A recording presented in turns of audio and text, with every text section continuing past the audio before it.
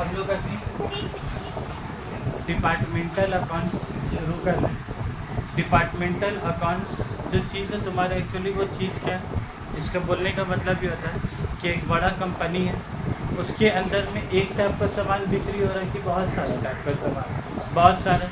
और बड़ा बड़ा तुम लोग मॉल्स में या स्पेंसर है, वी मार्ट है, ये सब टाइप का जो जैसा उससे भी हेवी चीज़ था वॉलमार्ट बोलकर एक कंपनी, जब ये डी मार्ट हम लोग का नाम रखा है ना, डी मार्ट, वी मार्ट, एक्चुअली सब नाम जन्म इन लोग कहाँ से ले रहे हैं। एक तो कंपनी इसका नाम है वॉलमार्ट बोलकर, WALL वॉल और MART मार्ट। ये जो स्पेंसर भी जो तुम लोग देखते हो ना इतना बड़ा, एक्चुअली वॉलमार्ट का कंसेप्ट वहाँ से आएगा, और वो तो उससे भी बड़ा है।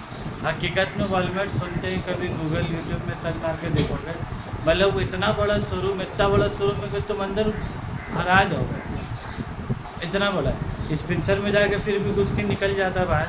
वॉलमार्ट सुनते हैं कि बहुत बड़ा है, बहुत बड़ा है, और उसमें सब चीज़ तुमको खुद से करना है। सब सामान सजा हुआ होगा, तुमको अपने से रखना, अपने से बिलिंग करना, अपने से कैश देना। जैसा हम लोग क्या है, कैश काउंटर है ना, सामान की बिलिंग करके दे रहा है, वहाँ पर सब काम तुमको क्या है खुद से करना है। वहाँ पर तुमको अपना से मशीन में अपने ATM कार्ड लगाने होगा, खुद से पेमेंट करने होगा, खुद से बैग में डालने होगा, खुद से झूला मिलेगा क्या जाना होगा। तो यह वहाँ पर कोई सेल्समैन नहीं और कोई कैशियर काउंटर ने कुछ नहीं, तो वहाँ का कॉस्ट कम हो रहा है कि नहीं हो रहा है, सैलरी देने नहीं हो रहा है, एम्प्लॉई नहीं तो किसको देगा सैलरी। यही वजह से वॉलमार्ट में ना सामान सस्ता में मिलता है। बट सर कोई चोरी कर गया तो? ये बात तो लोग नहीं सोचा होगा, बात तुम सोच रही हो।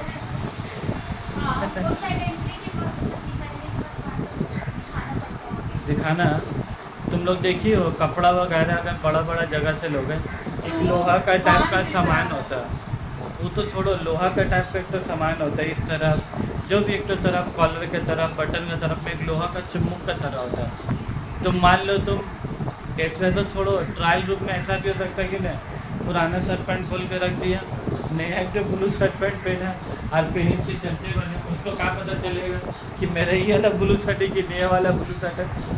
ऐसा भी हो सकता है कि नहीं। ये बात तो लोग कैसे रोक लगाया, नया नया कपड़ा में तो वो लोहा का एक चुम्बक है, वो चुम्बक अगर बिना बिलिंग कराए अगर तुम उसका दहलीज पार करते हो गेट बार, तो अपने आप सायरन सब तरफ से क्या बजने लगेगा।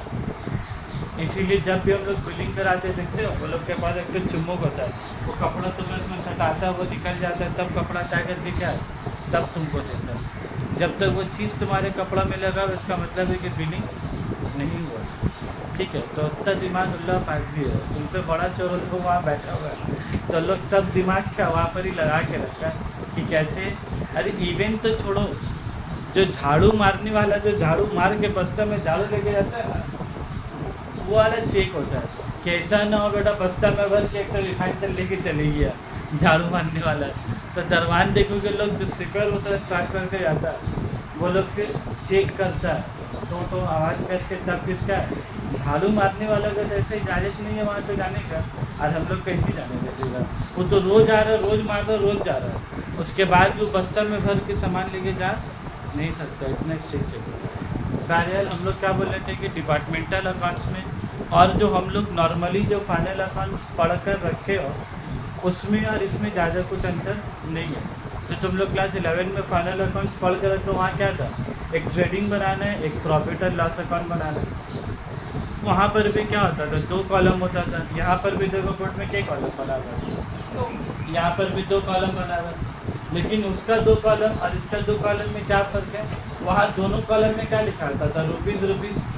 यहाँ पर देखो 2 कॉलम में क्या लिखा है, एक का नाम लिखा है क्लोथिंग और दूसरे का क्या नाम लिखा है तुम्हारा टेलरिंग। तो यहाँ पर ही डिपार्टमेंटल मतलब क्या हो गया कि एक दुकान के अंदर में खाली एक ही काम होता है कि 2-3 तरह का काम होता है। अब जैसा तुम बोलो रेमंड का शोरूम है, पहले बहुत ज़माना पहले रेमंड वाला खाली कपड़ा बेचता था। रेमंड वाला क्या करता था, कपड़ा बेचता था। आप कपड़ा थान से कटा के ले चले आइए और अपना मोहल्ले में जाके कोई भी टेलर से क्या सिला लीजिए। लेकिन रेमंड वाला आजकल ग्राउंड फ्लोर में शोरूम और ऊपर में क्या करते हैं लोग अपना टेलरिंग का काम। तो जब वो लोग सामान बेच रहे हैं कस्टमर को, तभी बोलते हैं कि सर अगर आपको कपड़ा सिलाना है तो हम लोग का स्टिचिंग का भी काम होता है। तो अगर तुम्हारा मन है अगर रेमंड में स्टिचिंग कराने का तो वहाँ करा लो, और नहीं तो अपना मोहल्ला से करा लो। तो अब बोलो रेमंड वाला कर रहा क्या, उसका एक तो क्लोथ का डिपार्टमेंट है और ये लोग एक डिपार्टमेंट क्या करते हैं तुम्हारा, टेलरिंग डिपार्टमेंट। क्या यहाँ पर भी कुछ ओपनिंग स्टॉक हो सकता है, वहाँ पर भी कि नहीं? तो इसीलिए ओपनिंग स्टॉक एक बार लिखेंगे, जो क्लोथिंग डिपार्टमेंट में होगा क्लोथिंग में लिख देंगे, और जो टेलरिंग में होगा टेलरिंग में लिख देंगे। परचेज, क्लोथिंग में भी कुछ कपड़ा खरीदारी हो क्या आता होगा ना, वहाँ भी। टेलरिंग में क्या खरीदारी हो क्या आता होगा बोला तो, टेलरिंग में कपड़ा खरीदारी हो क्या होगा कि सूता, बटन, काज, यही सब खरीद क्या होगा, बकरम, ये सब डस्टिंग फस्टिंग जो सब कड़ा होता है। ये तो नॉर्मल कपड़ा तो कड़ा कैसे हो जाए, तो वाइट कलर का बकरम आते हैं, वो काट के उसमें लगा के तब सिलाई होता है। तो टेलरिंग डिपार्टमेंट वाला भी कुछ सामान परचेज करेगा कि नहीं? हाँ, इसका अलग परचेज होगा, इसका अलग, लेकिन दोनों तो खरीदारी किस में होगा, रुपीज़ में होगा। मान लो इसका खरीदारी हुआ 10 लाख, तो इसका कितना होगा 2 लाख रुपये। इसको कितना सूता और बटन का दाम ही कितना है, 2 रुपये 5 रुपये तो क्या सूता मिलता है। उसके बाद वो लोग कैरेज इनवर्ट, ये दोनों में कुछ गाड़ी भाड़ा खर्चा हुआ कि नहीं? कैरेज इनवर्ट का मतलब क्या हो गया, कैरेज और परचेज। तो ये कुछ खरीद के लाएगा, इसका एक्सपेंस होगा, कुछ वो खरीद के लाएगा तो क्या उसका होगा। उसके बाद क्या है वेजेस, ये दोनों में यहाँ लेबर होगा कि नहीं, दोनों डिपार्टमेंट में कोने को लेबर होगा। उसके बाद देखो क्या लिखा, buy sell, sell normally cloth वाला अपना कपड़ा बेचेगा और टेलरिंग वाला अपना सिलाई का पैसा वसूलेगा कि नहीं, तो दोनों के लिए इनकम हो रहा है कि नहीं? तो इसका जो इनकम होगा उसके कॉलम में लिखेंगे और उसका जो इनकम होगा उसके कॉलम में लिखेंगे। उसके बाद फिर क्या, बाय क्लोथिंग स्टॉक, जैसे यहाँ 2 ओपनिंग स्टॉक था वैसे यहाँ पर क्या होगा तुम्हारा बाय क्लोथिंग स्टॉक। तो जैसे तुम क्लास 11 में बनाते थे ना, बस वैसे ही तुमको क्या करना, वैसे ही तुमको बनाना। उसके बाद यहाँ पर देखो एक आइटम है इंटर डिपार्टमेंटल ट्रांसफ़र, बस यही आइटम को तुमको समझना है। इंटर डिपार्टमेंटल ट्रांसफ़र का मतलब क्या होता है, टेलरिंग को अगर कुछ कपड़ा चाहिए, टेलरिंग डिपार्टमेंट को मान लो काम कर रहा, उसको कुछ कपड़ा चाहिए, 1-2 मीटर कपड़ा चाहिए, तो टेलरिंग वाला जाएगा बाहर से खरीद कर लाने के लिए, कि ऊपर से नीचे आवाज़ देगा, सुन ना फलाना कलर का 2 मीटर देगा, तो लेकर आएगा कपड़ा कि नीचे वाला से मंगाएगा। तो इसमें क्या आ रहा बोलो, क्लोथ वाला कपड़ा बेच रहा है कि क्लोथ वाला कपड़ा ट्रांसफ़र कर रहा है।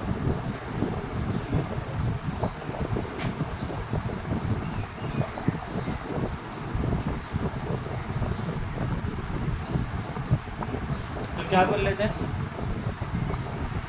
Inter departmental transfer. तो टेलरिंग को कुछ ज़रूरत है तो वो बाहर से खरीद के लाएगा कपड़ा कि क्लोथ डिपार्टमेंट से मांगेगा। तो ये आपस में भी उन लोग ट्रांसफ़र कर सकते हैं कि नहीं सामान, यही जो आपस में ट्रांसफ़र कर रहा है उसी को हम लोग तुम्हारा क्या बोलते हैं, देखो इंटर डिपार्टमेंटल ट्रांसफ़र। तो इंटर डिपार्टमेंटल का ट्रांसफ़र का 2 जगह से होता है, 2 में भी होता है और साथ ही साथ बाय में भी होता है।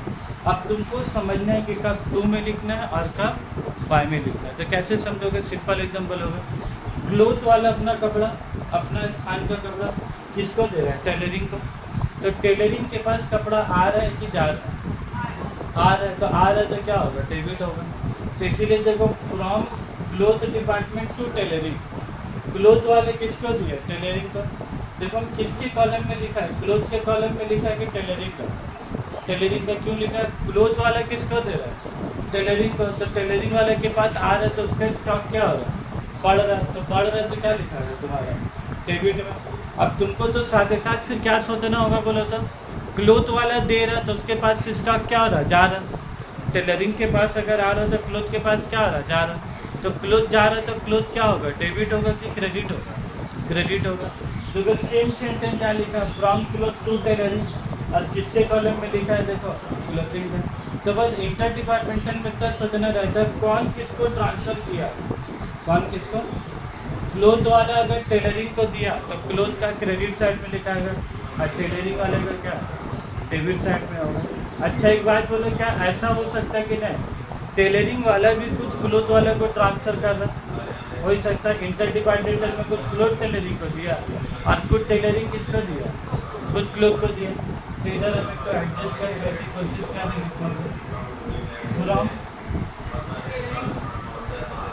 From tailoring to clothe.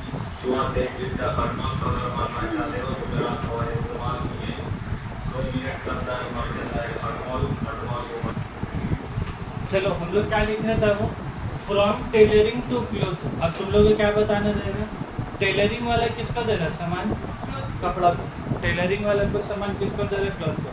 तो तुमको डेबिट साइड में क्या लिखना है, जिसके पास सामान आ रहा है। तो किसके पास सामान आ रहा है, गुड्स बोलो, क्लॉथ के पास। तो यहाँ पर किसको डेबिट करेंगे बोलो, क्लॉथ को डेबिट करेंगे।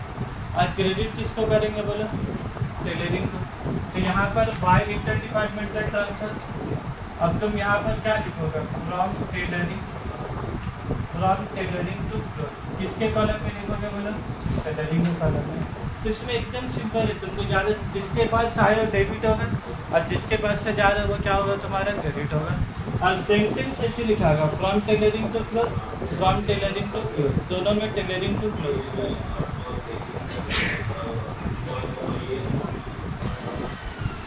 उसके बाद देखो फिर तुम्हारा क्या जाएगा, ग्रॉस प्रॉफिट। ग्रॉस प्रॉफिट है, ग्रॉस प्रॉफिट क्या होगा, बाय ग्रॉस प्रॉफिट होगा। फिर तुम्हारा क्या होगा, जैसे ट्रेडिंग बिल बनाते थे, टू सैलरी दोनों जगह कोई ना कोई होगा काम करने वाला। रेंट याद रखोगे, इसमें तुम लोग को बांटना पड़ता है रेंट का। क्या हमको एक बात बोलो, क्या बाड़ी वाला जो रेंट लेता होगा रेमंड कंपनी से, क्या उन लोग का एग्रीमेंट ऐसा होता होगा, क्लोथ का अलग रेंट और टेलरिंग का अलग, कि बाड़ी वाला जब जगह उसको दिया होगा तो दोनों तल्ला दे दिया होगा। अब उसका मर्जी दोनों फ्लोर में क्लोथ करे, उसका मर्जी दोनों फ्लोर में टेलरिंग करे, कि एक फ्लोर में क्लोथ करे, दूसरा फ्लोर, तो उसका मर्जी है ना। कि 1.5 तल्ला में क्लोथ करे, आधा तल्ला में टेलरिंग करे, तो उसका मर्जी है। तो याद रखो कि रेंट का पैसा को दोनों में क्या किया जाता है, बांटा जाता है। रेंट का पैसा को क्लोथ और टेलरिंग में क्या बांटा जाएगा, अपोर्शन किया जाएगा। तो वो रेशियो तुमको क्वेश्चन में क्या दे देगा। जैसे तुम लोग क्या थे, ओवर रेट में बांटे थे रेंट को, फ्लोर एरिया में जितना बड़ा जगह उसके हिसाब से पैसा क्या बांट दिया। बस वही लॉजिक से यहाँ भी पैसा बटेगा। उसके बाद इसमें खाली लिख लो एक चीज़, डिस्काउंट अलाउड को किस में पैसा बांटोगे बोलो तो, ये दो चीज़ तो बड़े इंपॉर्टेंट है। ये सब में तो दिमाग लग ही जाता है। सैलरी में जितना आदमी उसके हिसाब से बांट देंगे। डिस्काउंट अलाउड का मतलब बोलो तो, डिस्काउंट अलाउड का मतलब क्या हुआ, हम कंपनी है, हम गए पैसा देने के लिए, हम पैसा देने के पैसा लेने गए, हमको आया कस्टमर पैसा देने के लिए, तो 50,000 का बिल था, वो तुमको क्या बोला 49,000 रुपीज़ दे रहे, और 1,000 रुपये क्या बोला डिस्काउंट देने के लिए। तो डिस्काउंट क्या हो गया, डिस्काउंट अलाउड हो गया। तो डिस्काउंट अलाउड को किस रेशियो में बांटोगे, हम हिंट भी दे देते थोड़ा सा, परचेज का रेशियो में बांटोगे कि सेल्स का रेशियो में बांटोगे। डिस्काउंट अलाउड को परचेज का रेशियो में बांटोगे कि सेल्स का रेशियो, सेल्स का रेशियो में। भी हम हल्का सा हिंट क्या दिया, हम पैसा दे रहे कि पैसा हमको दे रहा, कस्टमर हमको दे रहा, तो कस्टमर तुमको कब देगा, जब तुम कस्टमर को सामान बेचे होगे तभी ना। सर मैं बात है, हिंट्स तो दे ही चुके थे, ऑलमोस्ट आधा आंसर तो क्या बता दिए थे, खाली हम कस्टमर का नाम लिया था, सेल्स का नाम लेने का बदली करें। तो कस्टमर पैसा देगा तो कब, जब हम कस्टमर का सामान बेचेंगे तब। तो ये जैसा सेल्स होगा, जिसको ज़्यादा से जिसको कम से, तो डिस्काउंट का भी पैसा क्या होगा वैसा ही होगा। डिस्काउंट का पैसा किसके ऊपर डिपेंड करेगा, तुम्हारा सेल्स रेशियो। इसीलिए याद रखोगे डिस्काउंट का पैसा में किससे बांटेंगे, तुम्हारा सेल्स रेशियो में। अब बोलो हमको डिस्काउंट रिसिप्ट को कौन सा रेशियो में बांटोगे, परचेज, बिना लॉजिक लगाए बता दिया होगा, है ना। डिस्काउंट रिसिप्ट मतलब अब हम लोग जा रहे पैसा देने, हम लोग जब जा रहे पैसा देने तो हम लोग क्रेडिटर को क्या बोल रहे हैं, भाई हम लोग को डिस्काउंट दे थोड़ा। तो डिस्काउंट रिसिप्ट किसके ऊपर होगा, परचेज के ऊपर। इसलिए डिस्काउंट रिसिप्ट कौन सा रेशियो में बढ़ेगा तुम्हारा, परचेज रेशियो। यही तो थोड़ा सा टफ लगे। बाकी उसके बाद बोलो लाइटिंग मीटिंग, तुम लोग ओवर रेट नहीं पढ़े। लाइटिंग मीटिंग को किससे बांटेंगे बोलो, जितना ज़्यादा पॉइंट्स होता है, जितना ज़्यादा पॉइंट होता है उतना ज़्यादा में क्या पॉइंट में दर्शनदार है, तो कौन सा पॉइंट, ऐसा पॉइंट का बात करेगा कि देखिए तो वायर जो स्विच का, बत्ती का, पंखा का, नाइट बल्ब, जितना ज़्यादा पॉइंट उतना ज़्यादा क्या होगा, इलेक्ट्रिसिटी होगा। एक एक घर में क्या होता है, एक तो पंखा एक तो बत्ती, एक एक तो रूम में नॉर्मली क्या आता है, एक पंखा एक बत्ती, तो उसका घर में 2 ही पॉइंट है। बहुत घर में आता है एक पंखा 2 बत्ती, 2 पंखा 4 बत्ती, तो जिसका घर में जितना ज़्यादा पॉइंट होगा क्या होगा, इतना ज़्यादा इलेक्ट्रिसिटी भी आएगा। तो वैसे ही बात हो, एडवर्टाइजिंग का पैसा है, डेप्रिसिएशन का पैसा है, और बाई साइड में क्या रहेगा, इनकम, और फिर लास्ट में क्या बचेगा। देखो हम लोग नेट प्रॉफिट लिखा है कि जनरल पीएल लिखा है, जनरल पीएल लिखा है। इसका जनरल पीएल लिखने का वजह है क्योंकि डिपार्टमेंटल ट्रेडिंग पीएल बनाने के बाद फिर से हम लोग एक तो पीएल बना लें। डिपार्टमेंटल ट्रेडिंग पीएल बनाने के बाद फिर से देखो क्या लिखा है, फिर से जनरल पीएल, और जनरल पीएल के नीचे में क्या लिखा है, 2 जनरल एक्सपेंस, अब देखो ब्रैकेट में क्या लिखा है लास्ट में से, अनएलोकेटेड एक्सपेंस। अनएलोकेटेड एक्सपेंस का मतलब क्या हो गया तुम्हारा, कुछ खर्चा बाबू ऐसा होगा ना, कुछ एक्सपेंस ऐसा होगा। अब तुम ध्यान से देखोगे यहाँ पर जब 2 कॉलम बनाया है, यहाँ पर भी 2 कॉलम बनाया है, इसका हेडिंग देखो क्या लिखा है, क्लोथ और टेलरिंग, इसका हेडिंग देखो क्या लिखा है, रुपीज लिखा है। क्या ये क्लोथ का कॉलम है, टेलरिंग का कॉलम है? ये क्लोथ का कॉलम, टेलरिंग का कॉलम नहीं है। यहाँ पर क्या होता है, जनरल एक्सपेंस मतलब वो खर्चा जिसको तुम 2 डिपार्टमेंट में बांट नहीं सकते। कुछ खर्चा ऐसा होता है जो तुम बांट ही नहीं पा रहे हो, कितना खर्चा क्लोथ में हुआ और कितना खर्चा टेलरिंग डिपार्टमेंट में हुआ, लेकिन तुम्हारा 10,000 रुपये पैसा खर्चा हुआ, लेकिन किस में कितना खर्चा हुआ ये बात तुम बांट नहीं पा रहे हो। तो जो पैसा बांट नहीं पाओगे वो पैसा को तुम कहाँ जाके डेबिट करोगे, बोला था जनरल पीएल में। और जिसको तुम बांट पाओगे, जैसे सैलरी को एलोकेट कर पाए तो डिपार्टमेंटल पीएल में लिखोगे, रेंट को एलोकेट कर पाए कितना कितना रेंट है तो डिपार्टमेंटल पीएल में लिखेंगे, और जो खर्चा को हम लोग बांट नहीं पाएंगे तो क्या लिखा, अनएलोकेटेड एक्सपेंस। तो तुमको क्वेश्चन में लोग बता भी देगा, इतना टेंशन नहीं है। पहले इसलिए बता दिए कुछ खर्चा यहाँ डेबिट होगा और कुछ खर्चा तुम्हारा यहाँ डेबिट होगा। और ये जो जनरल पीएल लिखा था, जनरल पीएल में क्या लिखा, बाय डिपार्टमेंटल पीएल, इसका नाम तुम्हारा क्या था, डिपार्टमेंटल पीएल।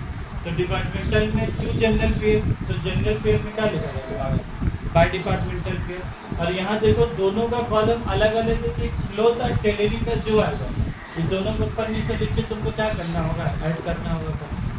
ठीक है बात, ये क्लोथ और टेलरिंग का अलग अलग नहीं बनेगा, इसको याद रखोगे। और लास्ट में तो आइटम क्या, रेट पेन से देखो स्टॉक रिजर्व, और यहाँ पर भी क्या लिखा तुम्हारा, स्टॉक रिजर्व। ये स्टॉक रिजर्व में क्या लिखा तुम्हारा, ओपनिंग स्टॉक। इसको याद करने वाले ऐसे याद कर सकते हो, ये जो ओपनिंग स्टॉक है उसके ऊपर जो रिजर्व निकालेंगे क्या लिखेंगे, बाय स्टॉक रिजर्व। और जो यहाँ बाय साइड में क्लोजिंग स्टॉक है उसके ऊपर जो रिजर्व निकालेंगे उसको हम लोग क्या बोलेंगे तुम्हारा, क्लोजिंग। दोनों में 2 स्टॉक रिजर्व बोल कर लिखा है, कल एक में ओपनिंग स्टॉक, एक में क्या है तुम्हारा क्लोजिंग स्टॉक। ये स्टॉक रिजर्व का एक्चुअल मीनिंग का अगर बात करोगे तो इसको हम लोग बोलते हैं अनरियलाइज्ड प्रॉफिट। क्या नाम बोलते हैं इसको हम लोग, अनरियलाइज्ड प्रॉफिट। अनरियलाइज्ड प्रॉफिट का अलग क्या हो गया, कुछ क्लोथ डिपार्टमेंट का कपड़ा था तो किसको दे दिया, बोला टेलरिंग को क्या किया, इंटर डिपार्टमेंटल ट्रांसफ़र किया। ये ट्रांसफ़र क्यों किया, क्योंकि टेलरिंग वाला लेके सामान को क्या है कस्टमर को बेच देगा। तो मतलब इसका मेन मतलब क्या है, क्लोथ वाला टेलरिंग को देगा और टेलरिंग वाला कस्टमर को क्या करेगा, बेच देगा। तो पहले क्लोथ वाले टेलरिंग को दिया तो तुम्हारा क्या हो गया, इंटर डिपार्टमेंटल ट्रांसफ़र। लेकिन ये ट्रांसफ़र जब कस्टमर को बेचेगा तो प्रॉफिट क्या होगा, तब रियलाइज होगा। और जब ये कपड़ा नहीं बेच पाए कस्टमर को तो प्रॉफिट क्या होगा, अनरियलाइज होगा। तो स्टॉक रिजर्व किसके ऊपर निकालना है, जो सामान कस्टमर को अनसोल्ड, अनसोल्ड गुड्स याद है कंसाइनमेंट में भी, जो सामान कस्टमर को बेच नहीं पाए बस उसी के ऊपर तुमको क्या निकालना रहेगा, स्टॉक रिजर्व। तो स्टॉक रिजर्व का मेन मतलब अगर मीनिंग का बात करोगे तो अनरियलाइज प्रॉफिट। तो यहाँ जो क्लोजिंग स्टॉक का मतलब क्या हो गया, सब सामान बेच चुके हो कि बेचना बाकी है, बेचना बाकी है, जो नहीं बेच पाए उसी के ऊपर तुम्हारा क्या निकलेगा, स्टॉक। और ये जो ओपनिंग स्टॉक है इसके ऊपर तुम्हारा क्या निकलेगा, स्टॉक। और फिर ऐड माइनस करके जो बचेगा तुम्हारे क्या होगा, नेट प्रॉफिट। अब बोलो ये जो नेट प्रॉफिट आया है, एक मिनट है, ये जो नेट प्रॉफिट आया ये क्लोथ का और टेलरिंग का अलग अलग से आया कि दोनों का मिला के आया, ये दोनों का मिला के आया। इसीलिए देखो इसका नाम तुम्हारा क्या है, जनरल पीएल। कंपनी को एट लास्ट क्या चाहिए, कंपनी को क्या चाहिए, उसको टोटल प्रॉफिट कितना हो रहा, तो टोटल प्रॉफिट निकालने के लिए उसको ये सब भी खर्चा को माइनस करना होगा कि नहीं, ये भी खर्चा को माइनस करना होगा। तो पहले जो प्रॉफिट आया बाय में लिख दिया, फिर जो खर्चा क्या था टू में लिख दिया, और जो बचा क्या लिख दिया